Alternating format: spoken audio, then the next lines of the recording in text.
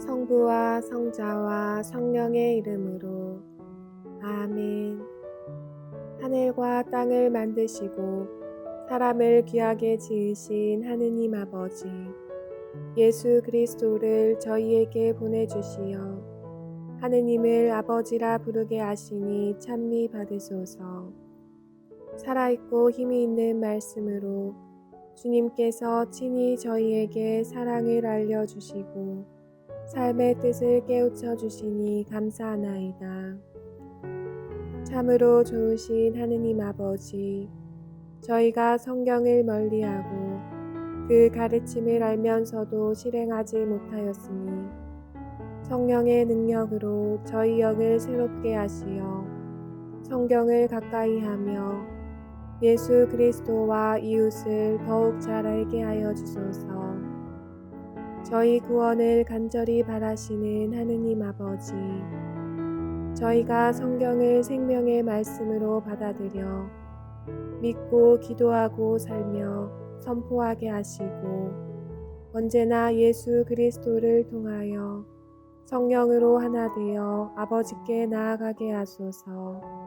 우리 주 그리스도를 통하여 비나이다. 아멘.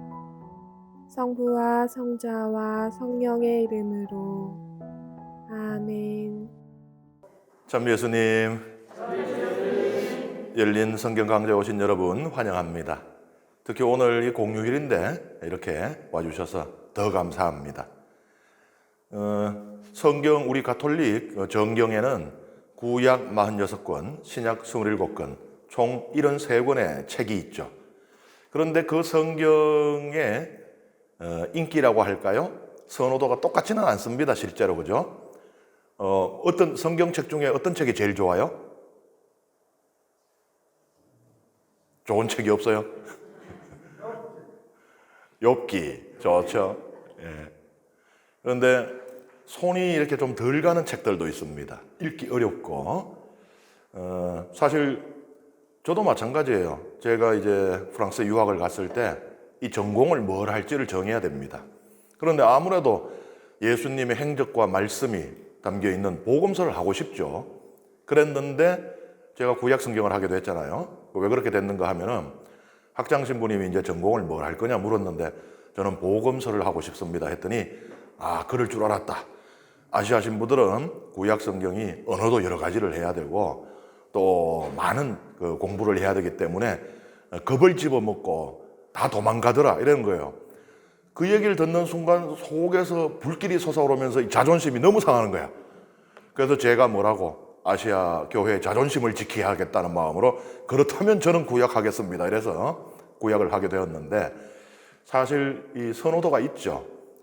뭐 각자 가장 좋아하는 책들이 있을 텐데 아마 읽기 어려운 책, 손이 잘 안 가는 책을 꼽으라고 하면은 그 중에 레위기가 많이 들어갈 거예요.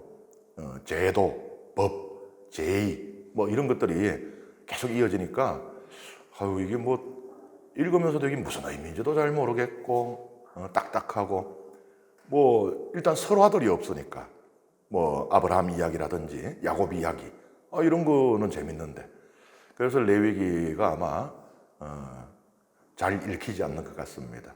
지금 우리는 레위기를 함께 읽어 나가고 있는데 그러한 레위기를 그래도 이게 이렇게 이해가 되는구나. 그리고 또 이런 부분은 이게 또 의미가 있구나 하는 그런 도움을 여러분들이 받을 수 있는 그런 기회가 되었으면 합니다. 오늘은 레위기 5장 14절에서 26절에 보상 제물 규정부터 함께 읽어 나가겠습니다.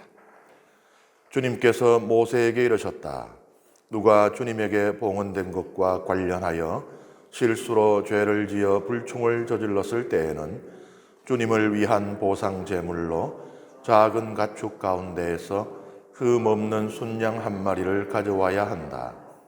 그것은 성소 세켈로 은 몇 세켈이 되는지를 정한 값에 따른 보상 제물이어야 한다. 그는 봉헌된 것과 관련하여 지은 죄를 배상하는데 그 값의 5분의 1을 더 보태어 사제에게 낸다. 그래서 사제가 보상 제물인 순양으로 그를 위하여 속죄의 예식을 거행하면 그는 용서를 받는다. 누가 모르고 했을지라도 주님이 하지 말라고 명령한 것을 하나라도 하여 죄를 지어 죄인이 되고 그 죄값을 지게 되었을 때에는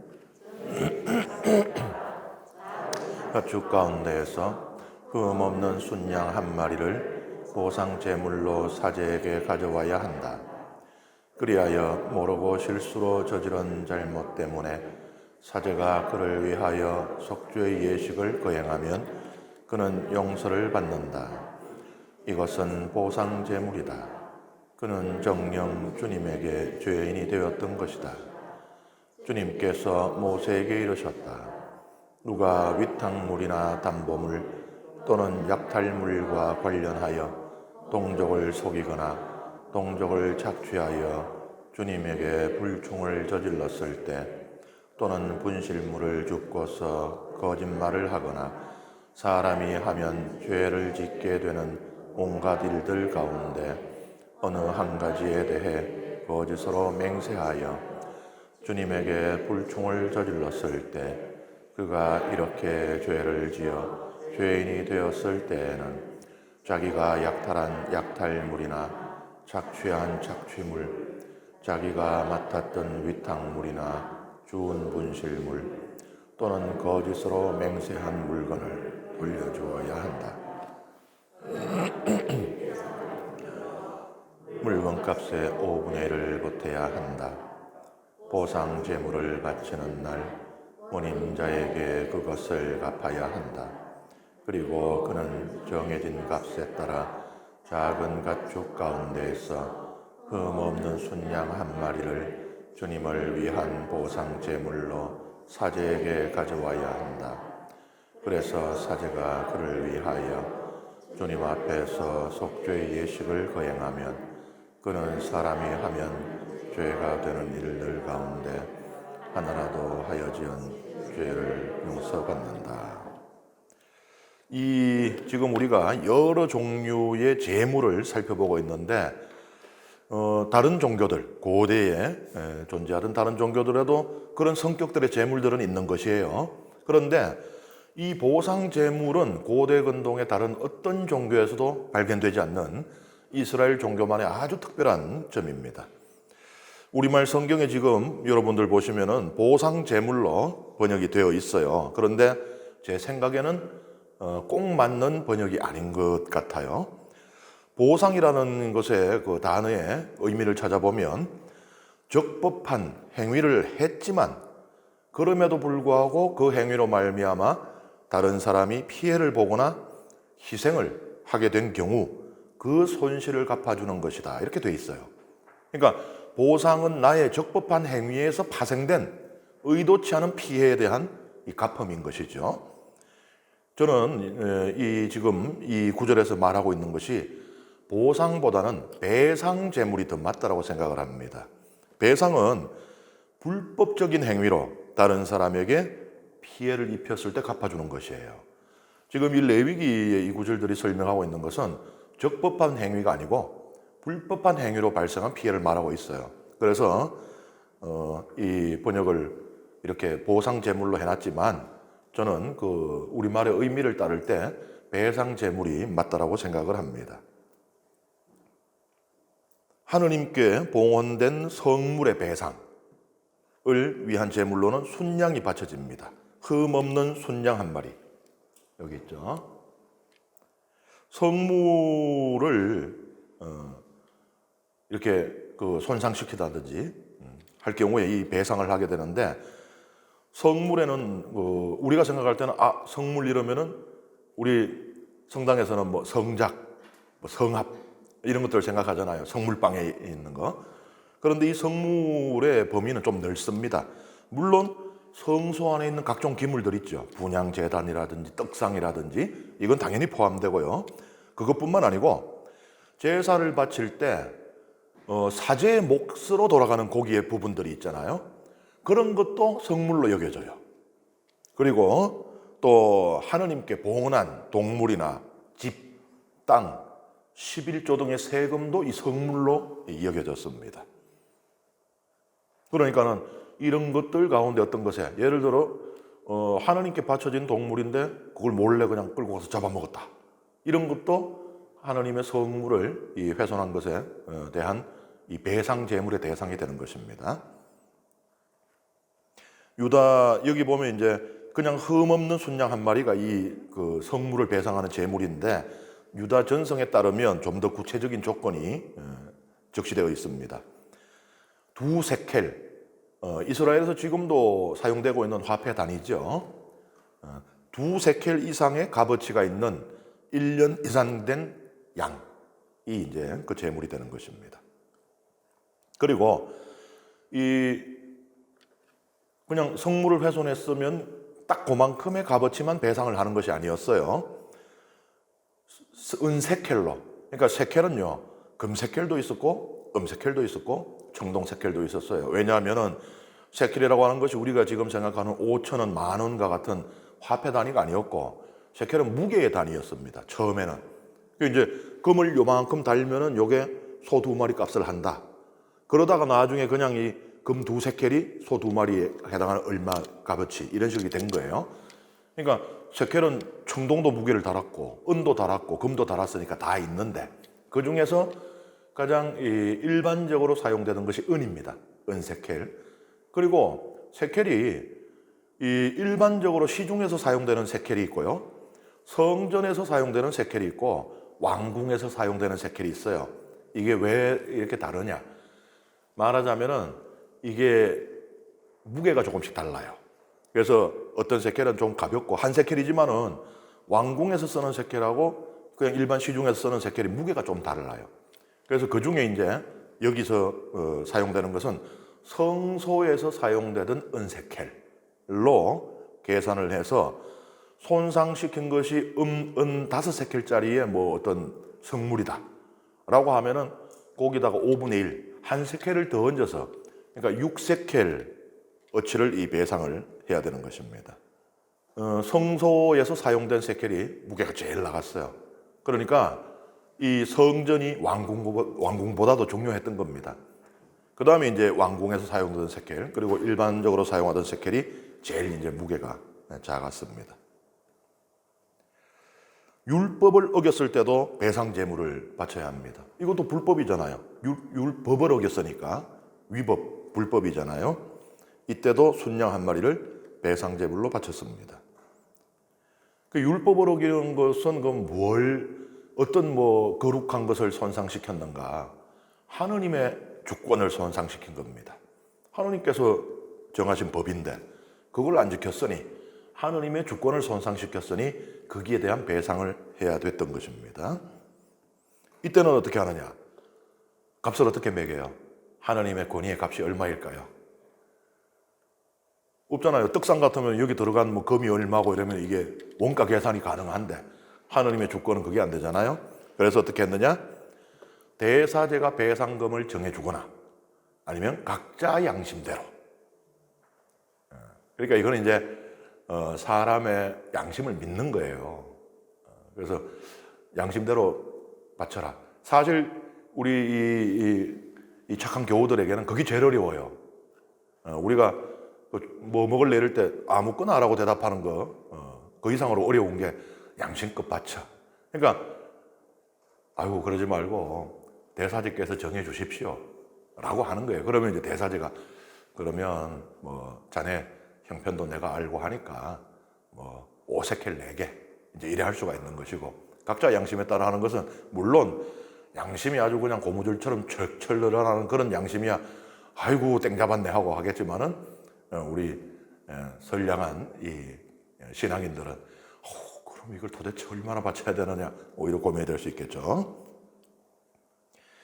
배상 제물은 크게 보면은 속죄 제물에 속한다고 볼 수 있어요. 속죄 제물의 한 형태로 볼 수 있습니다. 그런데 속죄 제물하고 이제 좀 이 성격이 다른 것은 이 배상 제물은요 우발적으로 지은 죄뿐 아니라 고의적으로 지은 죄에 대해서도 이 적용이 되는 것이에요. 속죄 제물은 어떻다고 지난번에 어떻게 배웠어요? 속죄 제물은 내가 일부러 지은 죄에 대해서는 그게 안 된다 그랬잖아요. 내가 그렇게 죄를 지으려고 하지 않았는데 죄가 된 것에 대해서 이 속죄를 해야 되는 것이고, 내가 한번 아주 그냥 내가 나쁜 마음을 먹고 내가 한번 죄를 제대로 지어봐야지, 이런 것에는 해당이 안 된다 그랬어요. 그런데 이 배상제물은 그것도 해당이 됩니다. 그래서 우발적으로 불법 행위를 했거나 혹은 고의적으로 불법 행위를 했거나 다 배상의 대상이 됩니다. 그래서 이제 재물을 탐해서 다른 사람을 속이거나 착취했을 때, 또 분실물을 습득을 했는데 고의로 돌려주지 않거나 남의 물건을 부당하게 취하기 위해서 거짓 맹세를 한 때에도 이 배상 재물은 바쳐진 것입니다. 그러니까 이런 경우에는 속죄 재물이 아니고 배상 재물만 드려지는 것이에요. 그 다음에 번제물을 바칠 때 사제가 지킬 규정에 대해서 말을 하고 있습니다. 함께 읽겠습니다. 주님께서 모세에게 이르셨다. 너는 아론과 그의 아들들에게 이렇게 명령하여라. 번제물에 관한 법은 다음과 같다. 번제물은 아침까지 밤새도록 제단 위 제물을 태우는 곳에 그대로 있어야 하고 제단의 불은 계속 타고 있어야 한다.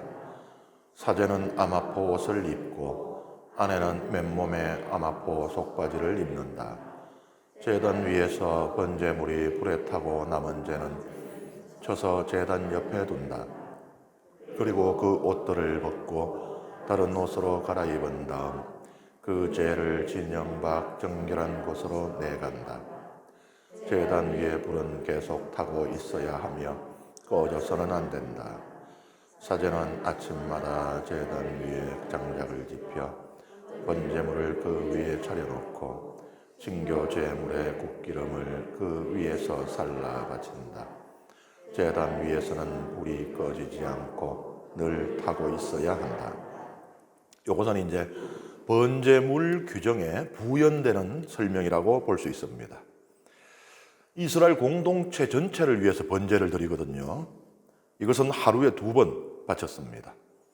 그래서 아침에 이 제사를, 그러니까 성전에서 제사가 많이 바쳐지잖아요. 어떤 사람이 와서 우리를 위해서 친교제를 바쳐주십시오 하면 또 제사가 바쳐지고, 또 어떤 사람이 속죄제를 청합니다 하면 또 바쳐지고, 그러니까 우리 미사 여러 대가 있으면 미사에 물 들어오고 다 하듯이. 그런데 항상 하루의 시작은 공동체 전체를 위해서 바치는 번제, 그리고 하루의 마지막 제사도 공동체 전체를 위해서 바치는 이 번제예요. 우리는 요 사이클을 좀 더 늘려놨죠. 그래서 우리는 일주일에 한 번 뭐가 있어요? 교종 미사가 있죠. 같은 의미인 것입니다. 하나님 백성 전체를 위해서 바치는 제사입니다. 아침에 바친 번제물은 이 저녁 때까지, 그러니까 다음 공동체를 위한 번제를 바칠 때까지 이 번제물이 계속 타고 있어야 돼요. 그러니까 불 조절도 잘해야 됩니다. 그죠? 하루 종일 탈 수 있도록. 우리가 왜 고깃집에 가서도 불 조절 못하면 욕시기 먹잖아요. 싹 다 태워놓으면. 불 조절 잘해야 돼요. 그리고 저녁에 바치는 제사는 그 번제물이 다음날 아침까지 탈 수 있도록 그렇게 해야 됩니다. 이 사제들은 이게 그냥 일상이고 업이기 때문에 전문가들이 돼가지고 아주 불 때는 데는 도사들이에요, 그냥. 그래서 이렇게 조절을 다 하게 되는 것입니다.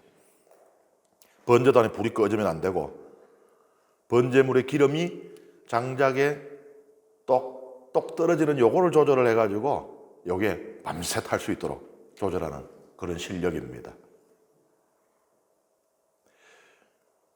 장작도 이게 중요한데요. 그러니까 이 관련되는 모든 것이 다 소중하고 거룩한 것이에요. 장작도 그냥 불쏘시개가 아니고 단순히 장작도 중요합니다. 그래서 장작도 아무거나 쓸 수 없어요. 장작의 모양이 뒤틀렸다, 장작이 벌레 먹었다, 이런 거 쓸 수가 없습니다. 그래서 이 장작을 특별히 관리를 했는데, 나중에 이제 예루살렘 성전이 세워지잖아요. 그리고 나서 이제 성전에서 소모되는 장작이 어마어마하거든요. 하루 종일 막 제사를 바치니까 그 장작을 선별해서 1년에 9번 들여왔어요. 와서 이제 쫙 창고에 이제 재워놓고 필요할 때 이렇게 꺼내 쓰고 했습니다. 대체로 장작을 이제 가장 많이 하는 때는 8월이 장작하기가 가장 좋았다 그래요. 그래서 축제 중에 이스라엘 축제 많잖아요. 우리 민족도 축제 많지만 뭐 그중에 우리가 뭐 당연히 뭐 파스카, 뭐 초막절, 또 오순절 뭐 이런 건 이제 알고 있겠지만은 이런 것도 있어요. 8월 15일에 무슨 축제가 있는가 하면은 장작 축제가 있어요. 장작 축제. 장작해가지고 이제 들어오는 것을 기념하는. 그래서 이제 장작들을 성전 남쪽에 있는 방에 이렇게 보관을 해두고 사용했습니다. 이렇게 이제 그 성소 혹은 성전에 있는 이 번제단, 마당에 있는 그 번제단 위에는 하루 종일 번제물이 타고 있는 거예요. 그러면 하루 종일 다른 제사가 바쳐지잖아요. 뭐 친교제도 바치고 속죄제도 바치고 하잖아요. 어떻게? 이 번제물 위에 그걸 얹는 겁니다. 그러니까 공동체를 위해서 바치는 번제물은 하루 종일 번제단에서 타고 있고, 그다음에 아이고 우리 저 지파를 위해서 친교제를 바쳐 주십시오 하면은 친교제물 그 위에 올리는 거예요. 그런 식으로 이제 바쳐진 것입니다. 이건 안식일 규정보다도 우선입니다. 안식일 규정에는 불을 켜서는 안 된다라는 게 있잖아요. 그것도 일이거든요. 그래서 오늘날에는 이제 아주 경건한 유다인은 그 불을 오늘날식으로 생각하면 뭐가 되겠는가 해서 전기. 그래서 전기를 안 켜요. 그런데 전기 없이 살 수는 없잖아요. 그러니까 안식일 전에 필요한 전기는 다 켜놓습니다. 그리고는 안식일엔 스위치를 안 누르는 거죠. 만약에 애가 놀다가 잘못해서 코드를 뽑았다. 난리 나요. 코드를 다시 못 꼽아. 그러면 이제 밥 쉬어 터지는 거예요. 어떻게? 거리에 나가가지고 하면서 지나가는 사람들이 눈치를 계속 주는 거지. 그래, 눈치 빠른 사람이 저 사람 안식일에 뭔 일이 있는가 보다 따라 들어오면 코드 옆에가 자꾸 서성거리는 거지, 이제 이렇게. 그러면 눈치 빠른 사람은 이제 꼽아주고 할 테고, 왜 말을 안 하고 가면 이제 참 눈치 없으면 사람도 아니라는데 뭐라고 있겠죠. 엘리베이터 버튼 누르는 것도 불을 사용하는 것과 같이 이해를 해요. 그래서 안식일 엘리베이터는 따로 있습니다. 그래가지고 이거는 매 층마다 그냥 서면서 돌아다녀. 그러면은 자기가 그냥 타고 10층에서 1층 가면은 9번을 계속 엘리베이터는 씁니다. 그리고 이제 1층에서 내리고 이런 식이에요. 그러니까는 이 정도로 중앙 규정이잖아요. 이 2000년이 지난 오늘날까지도 이렇게 할 정도인데, 그런데 번제단에 불을 켜는 행위는 여기에서 예외가 돼요. 그러니까는 전례가 법보다 위에 있는 겁니다.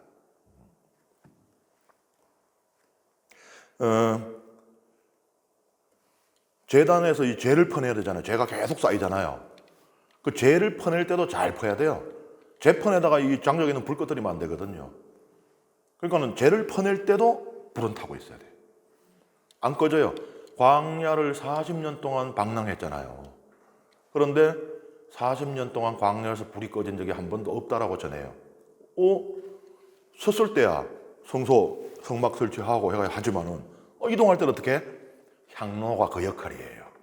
우리 미사 때 치는 향로가, 고대 향로의 역할이 불을 이동하기 위한 도구입니다. 그래서 이제 그 안에서 이제 불씨를 드러내 가지고 레위인들이 그 향로에 불을 담고 가는 거예요. 그래서 이제 다음 목적지까지 꺼지지 않도록 계속 이제 그 불쏘시개를 넣어가면서, 유다 전성에 따르면요, 이때 하나님께서 이 번제단에 불에 관한 규정을 주신 뒤로 나중에 기원전 587년에 유다 왕국이 멸망하고 예루살렘 성전이 파괴되고 제단이 부서질 때까지 한 번도 불이 꺼진 적이 없다라고 유다 전성은 정하고 있습니다. 이것이 이제 왜 중요하냐? 불은 이제 우리가 뒤에도 또 살펴볼 일이 있습니다만 하느님의 상징이에요. 번제단에 불이 꺼지지 않는다는 것, 하느님과 이스라엘 백성과의 관계는 절대 중단되지 않는다는 것을 드러냅니다. 우리도 그 비슷한 거 있어요, 성당에. 뭐예요? 감실등 안 꺼지잖아요. 한 번 꺼져요, 그죠? 1년에. 예수님 돌아가시면. 여기 보면은 이제 사제의 옷을 만드는 이 천이 아마포라고 이렇게 나와요. 아마포는 어떤 사람들은 이제 성경 공부를 요래 하다 보면 어떤 사람들은 아마포는 대단히 귀한 거라고 알고 있고, 또 어떤 사람들은 아마포는 이게 흔한 것이라고 알고 있어요. 어느 쪽 같아요? 다 맞습니다. 왜냐하면 아마포가 종류가 있어요.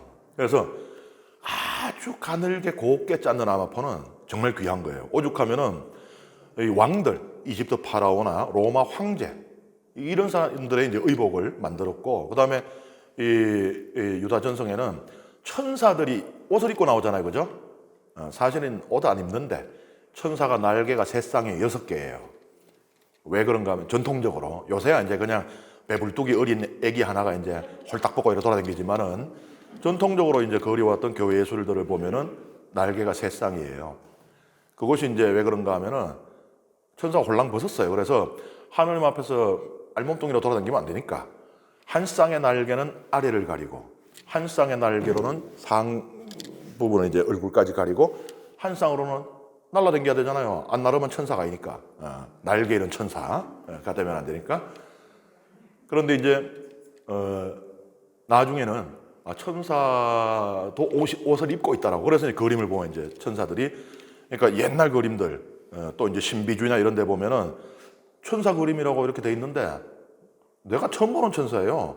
이러고 있고, 그래갖고는 뭐가 이렇게 뭐 오징어 말아놓은 것 같이 이래 생겼는데 그게 이제 날개로 다 가리고 있는, 그래서 이렇게 보면 그림이 이래 생겼죠. 이래 가리고 있으니까. 근데 나중에 보면은 천사들이 이렇게 옷을 입고 날개가 딱 한 쌍이 아주 그냥 이쁘게 그렇게 있죠. 그게 이제 천사들도 옷을 입고 있다라는 이제 생각이 생겨난 거예요. 그러면서 천사의 의복이 아마포로 만들어졌다는 이런 이제 말이 나올 정도로 아마포는 귀하기도 했어요. 하지만 아주 거친 아마포, 이거는 돛줄을 만드는 데 사용이 되고 또 이제 뭐 그물만 짜는 데 쓰고 이럴 정도로 이거 흔한 거죠, 이거는. 그래서 아마포는 귀하기도 하고 흔하기도 합니다. 다 정답이에요. 그래서 이거 싸우면 안 돼. 나는 그래 안 배웠는데 이렇게 싸우면 안 되고, 아마포 종류에 따라서 금무게만큼 귀하기도 하고 아주 흔하기도 하고 이랬던 것입니다. 그 다음에 이제 사제가 이 성막 밖으로 나갈 때가 있어요. 이제 주로 대표적으로 보면은 이 번제단에 죄를 계속 쌓이니까 죄가 긁어내잖아요. 이것도 그냥 아무데나 버릴 수가 없어요. 이 진영 밖에 따로 이렇게 정해둔 곳에 버려야 되는데 그 버리러 갈 때는 이 사제복을 못 입고 갔습니다. 일상복으로 갈아입고 갔어요. 사제의 의복이 혹시라도 밖에 그대로 입고 나갔다가 이 부정함에 접촉되면 안 되거든요. 그래서 이제 그렇게 했던 것입니다. 그 다음에 이제 곡식 제물을 바칠 때 또 사제가 지킬 규정이 있습니다. 함께 읽어보겠습니다. 곡식 제물에 관한 법은 다음과 같다. 아론의 아들들이 그것을 주님 앞, 곧 제단 앞에서 바친다. 곡식 제물로 바친 고운 곡식 가루와 기름과 제물 위에 얹은 향 전부를 한 손 가득 퍼내어 제단 위에서 주님을 위한 향기, 곧 기념 제물로 살라 바친다. 나머지는 아론과 그의 아들들이 먹는데 누룩을 넣지 않고 거룩한 곳에서 먹는다. 곧 만남의 천막들에서 그것을 먹는다. 누룩을 넣고 구워서는 안 된다. 그것은 나에게 바친 화제물 가운데에서 내가 그들의 몫으로 준 것이다. 그것은 속죄 제물과 보상 제물처럼 가장 거룩한 것이다. 아론의 자손들 가운데 남자는 모두 그것을 먹을 수 있다. 이는 주님에게 바친 화제물과 관련하여 너희가 대대로 지켜야 할 영원한 규정이다. 이 제물에 닿는 것은 무엇이든 거룩하게 된다. 주님께서 모세에게 알겠습니다. 기름 부음 받는 날 주님에게 바쳐야 하는 예물은 이러하다. 고운 곡식가루 10분의 1에파를 정결 곡식제물로 바치는데 반은 아침에 반은 저녁에 바친다. 이 예물은 번천을 위해서 기름을 섞어 만드는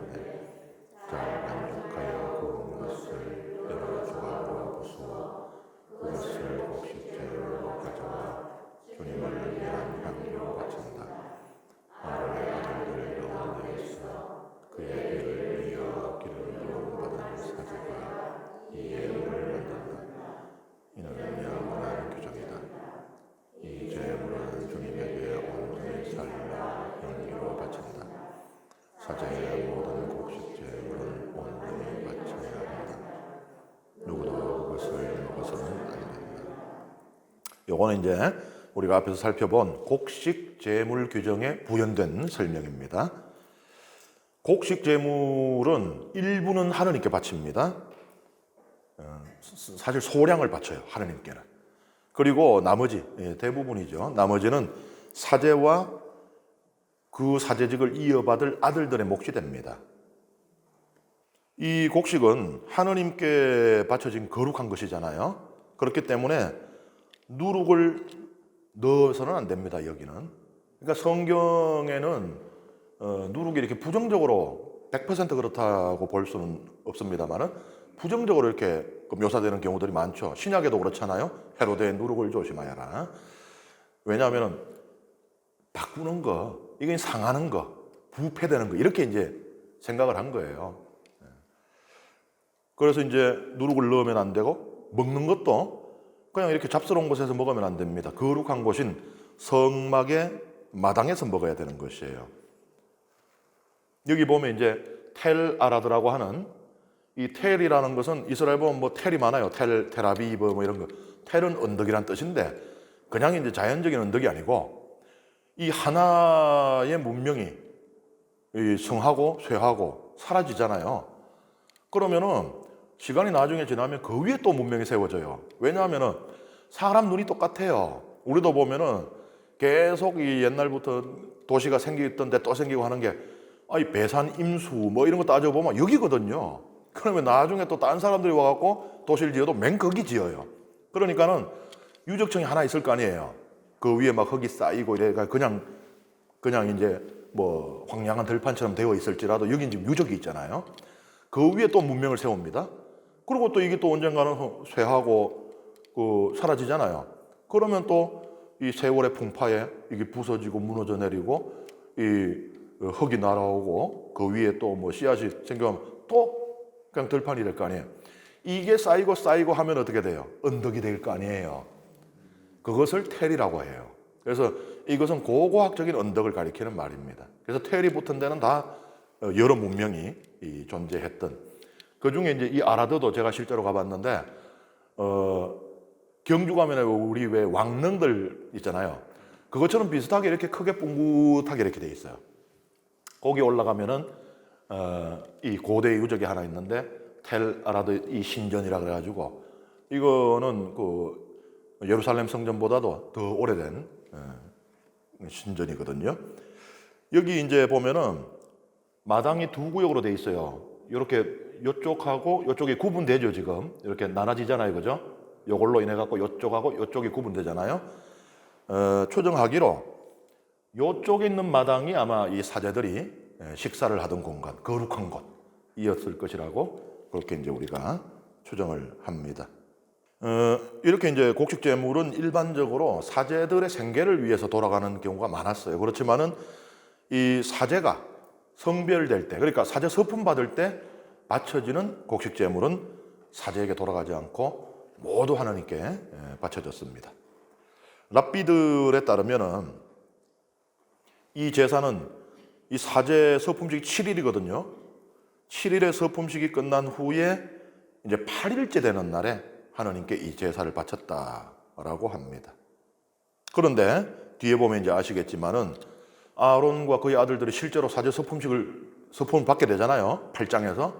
그런데 거기 보면은 곡식 제물이 이렇게 안 바쳐져요. 그래서 이것은 이제 나중에 또 다룰 기회가 있겠습니다만은 서로 다른 전성에 속해 있다는 것으로 봐요. 그러니까 이 전성에서는 이렇게 곡식 제물이 바쳐도 규정이 돼 있지만 다른 전성, 그러니까 전성이 많이 생겨난 것은 이제 창세기를 우리가 함께 읽어 나오면서부터 계속 제가 여러 번 말씀드렸어요, 그죠?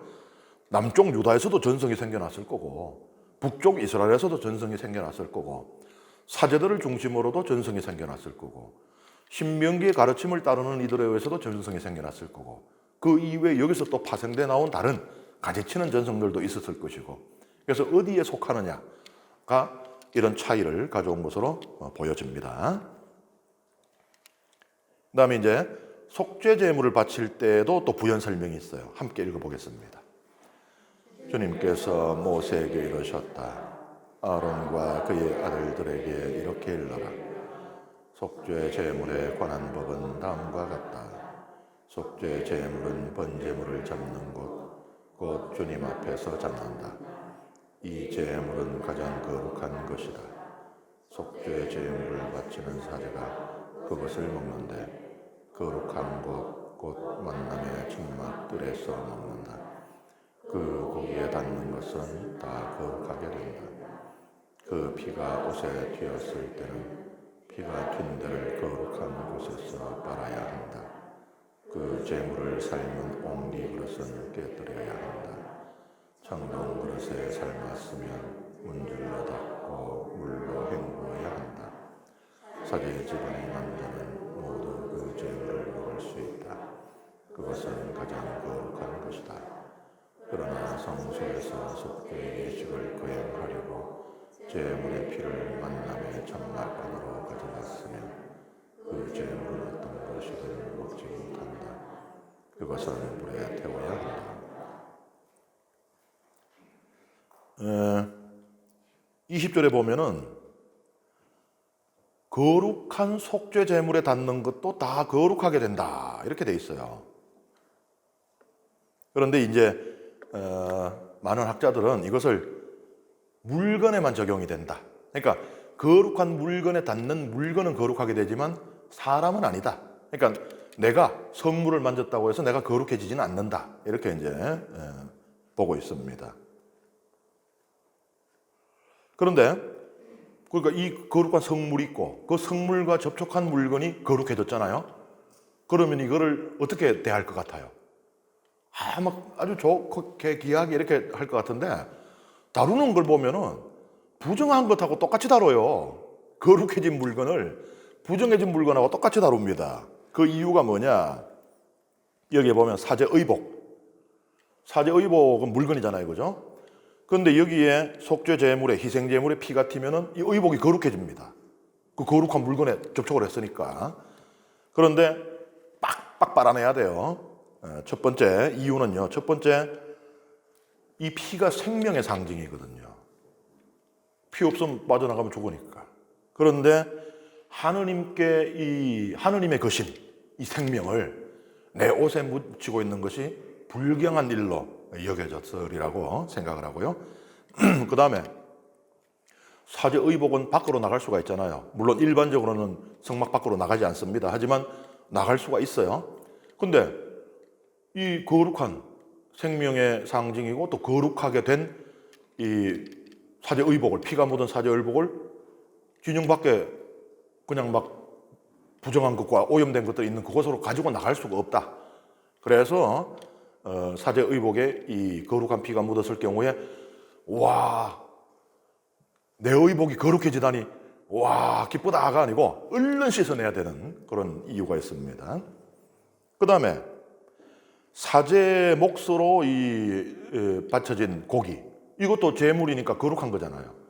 고기를 그릇에 담잖아요. 그럼 그 그릇도 거룩해집니다. 그런데 이걸 다루는 것도 또 부정한 거고 똑같이 다루는 거예요. 그릇은 깨뜨리거나 빡빡 닦아내야 된다. 왜 그런가? 이것도 이유가 있어요. 그러니까 그러니까 지금 공교롭게도 이 거룩해진 의복이나 또 뭐 식기 이런 것들을 다루는 방식이 부정한 걸 다루는 방식하고 거의 지금 똑같지만은 공교롭게도 그렇지만 그 이유는 완전히 다른 거예요. 부정한 거는 부정함을 씻어내기 위해서 그러는 것이지만 여기서는 예를 들면 아까는 이 생명의 상징인 피라는 것에서 이유가 생기고 또 지금 같은 경우는 어떤 이유가 있는가 하면은 이 옹기 그릇이 흡수성이 있어요. 우리는 옛날에 자기는 다 유약으로 코팅을 하잖아요. 그런데 옛날 이스라엘의 옹기 그릇은 그런 게 없거든요. 그러면은 이 옹기 그릇은 흡수성이 있습니다. 다 빨아들여요, 온갖 것들을. 그러니까 이 그릇에 고기를 담게 되면은 기름기, 냄새 이런 것들이 다 뱄니다. 그렇기 때문에 그것을 이제 청결하게 위생적으로 유지하는 게 어려워요. 그래서 이제 깨뜨려야 했고, 청동 그릇은 이제 그렇지 않잖아요. 청동 그릇에 뭐가 막 배고 스며드는 것은 아니니까 청동 그릇은 깨끗이 닦으면 되었던 것입니다. 어떻게 했는가 하니까 청동 그릇에 먼저 끓는 물을 붓고 끓는 물이 있는 상태에서 이제 박박박 문질러 닦고는 그 다음에 흐르는 물에 헹궜다 이렇게 되어 있습니다. 이렇게 해가지고 거룩한 음식하고 일반 음식이 섞이는 것을 이제 피하고자 했던 그런 또 목적이 있어요. 왜냐하면 이게 항상 재물만 담는다는 보장이 없잖아요. 이 그릇에 그냥 말하자면은 뭐 레위인들 식구들이 그냥 자기들 그냥 뭐 밥을 갖다 담아 먹을 수도 있잖아요. 그래서 이제 그러면 지금 거룩한 음식이 담겼던 그 기름기하고 다 있는 상태에서 그대로 지금 일반 음식하고 섞이게 돼 보니까 그것을 이제 깨끗이 씻어내거나 깨뜨렸습니다. 이렇게 이제 레위기의 특징 중에 하나인데 성과 속을 엄격하게 구분하고 있어요. 그렇잖아요. 성막부터 성막의 구조, 이 안은 거룩하고 이 밖은 이제 속되고 이런 것부터. 그래서 우리도 보면 왜 우리 민족 종교 전통에도 보면 성속에 대한 그래서 뭐 금줄을 친다는 것도 이런 것도 마찬가지고 또 성황나무 거기에도 보면 이렇게 들어갈 수 없도록 여기는 거룩한 곳이다라는 표시를 하고 하잖아요. 그래서 우리에게는 좀 익숙한 그런 종교적인 문화일 수 있어요. 레위기는 특별히 성과 속을 엄격하게 구분하고 있습니다. 이것에서 이제 질서가 생겨난다고 보는 거예요. 그래서 창조 이야기도 사제들도 창조 이야기를 썼단 말이죠. 그런데 이 사제들이 창조 이야기를 쓸 때 주로 중점을 두고 강조했던 부분들은 이 질서입니다. 질서. 있어야 할 것이 있을 곳에 있는 거예요. 어둠과 빛이 섞이면 안 됩니다. 그리고 이 물과 땅이 섞여도 안 되고. 그래서 창조는 질서를 세우는 것이 창조다. 그래서 창조는 다른 식으로 표현하면 분리. 그러니까 혼돈. 이게 나쁜 거예요. 그냥 막 다 뒤죽박죽. 여기서 이제 갈라내는 겁니다. 그래서 있어야 할 것이 큰 빛은 작은 빛을 침범하지 않아요. 지금 우리 우주의 역사가 됐지만은 밤이 낮을, 낮이 밤을, 해가 달을 침범하지 않아요. 이게 이제 그 사제들이 봤던 이 세상의 근간입니다. 이 세상을 유지하고 있는 근본이 이 질서라는 거예요. 그러니까 성과 속의 분리도 마찬가지입니다. 이것도 그러한 차원에서 이제 이해를 할 수 있는 거예요. 이 질서예요, 질서. 거룩한 영역과 속된 영역. 이것이 뒤죽박죽 섞여버리면 안 돼요. 그래서 뒤에 나오는 이제 특히 이제 성막 안에서 관련되는 뭐 사제들의 자세에 대한 거라든지 이런 것들도 보면은 안 섞는 그것이 이제 근본적인 생각이에요. 그래서 밖에서 일반적으로 하는 것을 여기서 하면 안 되고 또 여기서 하는 것을 밖에서 하면 안 되고 이런 규정들이 이제 계속 나오게 됩니다. 질서 이것이 이 사제들의 생각에 아주 중요한 근본 중에 하나예요. 그 다음에 보상제물에도 부연 설명이 있습니다. 함께 읽겠습니다. 보상제물에 관한 법은 다음과 같다. 이 제물은 가장 거룩한 것이다. 번제물을 잡는 곳에서 보상제물을 잡고 그 피는 제단을 돌며 그 위에 뿌린다. 그리고 그 제물의 국기름은 모두 바친다. 곧 기름진 꼬리와 내장을 덮은 국기름, 두 콩팥과 거기에 있는 허리깨의 국기름, 그리고 콩팥을 떼어낼 때 함께 떼어낸 그 안에 붙은 것이다. 사제는 그것들을 제단 위에서 주님을 위한 화제물로 살라 바친다. 이것은 보상제물이다. 사제 집안의 남자는 모두 그 제물을 먹을 수 있는데 그것은 거룩한 곳에서만 먹을 수 있다. 그것은 가장 거룩한 것이다. 저는 배상제물이라고 부르겠다 그랬어요.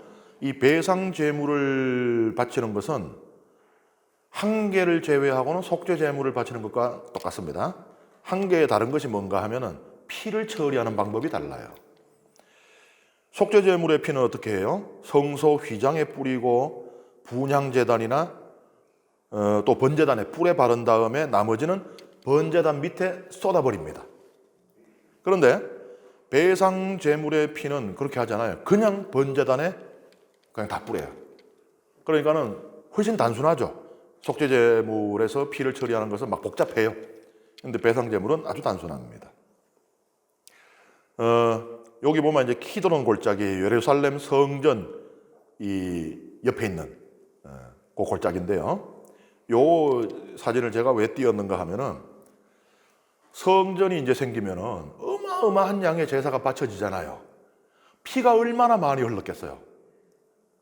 그 피를 어떻게 해? 다 하수도가 예루살렘 성전에서 지하 하수도가 이쪽으로 연결이 돼 있었어요. 그래서 성전에서 어마어마한 짐승을 잡으니까 그 피가 엄청나게 쏟아지잖아요. 그걸 또 막 번제단에 가져다 들이부으니까 그래서 피가 전부 이쪽으로 다 빠지도록 그렇게 하수도가 설치되었습니다. 지금은 고대 번제단이 남아있는 게 거의 없잖아요. 예를 들어서 우리가 헤브론에 가면은 아브라함 시대 때부터 전해 내려오는 이제 번제단이다 라고 돼 있지만 사실 그것도 복원된 것이고 그리고 그것이 예루살렘 성전의 번제단은 아니잖아요. 적어도 예루살렘 성전의 번제단은 없어요. 왜? 기원전 587년에 유다가 멸망할 때 다 부서졌거든요. 그래서 알 수 없지만은 유다의 전성에 따르면은 그 번제단은 이게 번제단이 이렇게 생겼잖아요. 이 내면이 있잖아요. 내면의 이제 중앙점에 붉은색으로 이렇게 그 선이 그어져 있었다 그래요. 그래서 이제 번제물의 피는 그 위쪽에 뿌리고 배상 제물이나 친교 제물의 피는 그 밑에 뿌렸다라고. 그러니까 제사의 성격에 따라서 피 뿌리는 위치가 달랐다라는 그런 전성이 있습니다. 그 다음에 사제의 몫에 대해서 함께 읽겠습니다. 속죄 제물은 보상 제물과 같은 법을 이 두 제물에 적용한다. 그 제물은 속죄 예식을 거행하는 사제의 것이 된다. 어떤 사람의 번제물을 받아서 바친 사제는 그렇게 바친 번제물의 가죽을 자기 것으로 차지한다.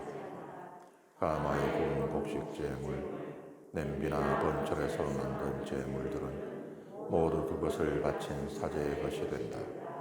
다른 모든 곡식 제물은 기름을 섞은 것이든 섞지 않은 것이든 아론의 모든 아들에게 똑같이 돌아간다. 이 8절에 어떤 사람의 번제물을 받아서 바친 사제 이렇게 번제물이 나오잖아요. 요거는 이제 사제가 매일 아침 저녁으로 백성 전체를 위해서 바쳐야 되는 그 번제물이 아니고 어떤 사람이 개인적으로 봉헌한 이 번제물입니다. 이 번제물의 경우에는 그러니까 사제가 온 백성을 위해서 바치는 거는 다 태워야 돼요. 오로지 하나님께 바쳐져야 됩니다. 그런데 이제 어떤 사람이 개인적으로 번제를 봉헌했을 경우에는 귀한 가죽 이것은 사제의 몫이 되었습니다. 그리고 이제 이런 이제 가죽 같은 것들은 이제 그것이 여러 가지 부대를 만들기도 하고 또 의복에 사용되기도 하고 하면서 이 가치가 올라가잖아요. 그렇게 해서 이제 생기는 재화는 이 성전 유지비로 사용이 된 것입니다. 여기 보면 이제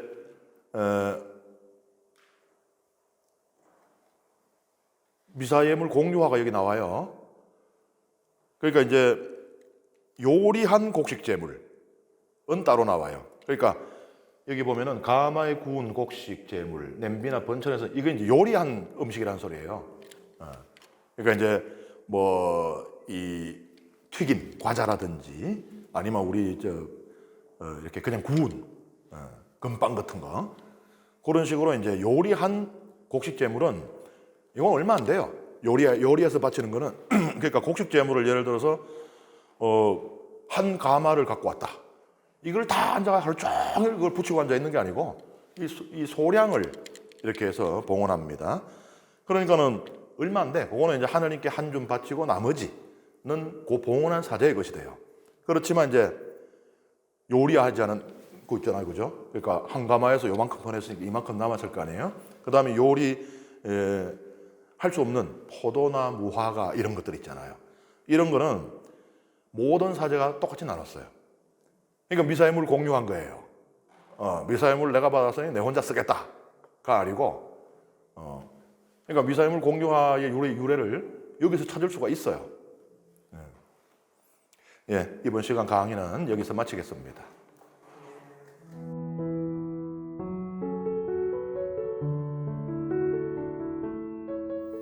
성부와 성자와 성령의 이름으로 아멘. 영광이 성부와 성자와 성령께 처음과 같이 이제와 항상 영원히 아멘.